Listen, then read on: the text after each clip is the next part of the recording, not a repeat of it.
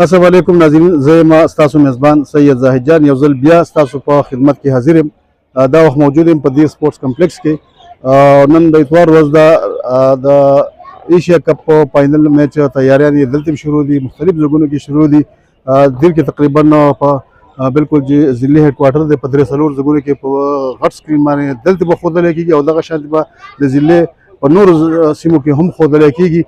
مقصد د وینا دا دی چې نن به دا میچ د خیر سره یو ځل بیا د پاکستان او د انډیا فاینل میچ دی او الله به دا برکت اته په ټیم کې او د ټیم کھلاړیان هم ډېر جذبه دي.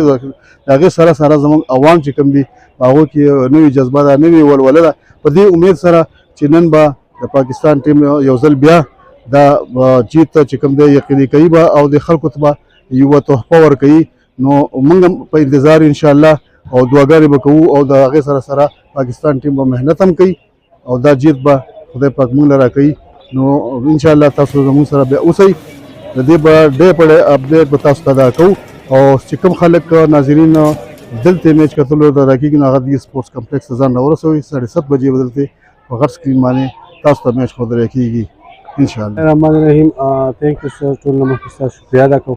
انشاءالله څنګه چې تاسو وویل چې میچ به ګټو همداسې شوي ده. زمونږ چې کوم دی د پاکستان کرکټ ټیم شاهینان چې کوم دي چونکې په مخکې میچونو کې هغو پرفارمنس لږ لو راغلی دی، خو په فاینل او سیمی فاینل کې چونکې هغو ظاهره کړې ده کوم زمونږ پښتانه رونه بایګان چې پکې دي، فخر زمان صاحبزاده فرحان چې کوم دی، بل زما هغو چې کوم دی یو ټریلر انډیا ته ښولی دی او انشاءالله تعالی نن به اصلي ټریلر ښودلی کېږي. انشاءالله نن چې کوم فلم دی نو د هغه به د پاکستان په سلیما باندې ریلیز کېږي او انډیا والا ته به موږ ښایو انشاءالله چې چیمپئن څوک وي.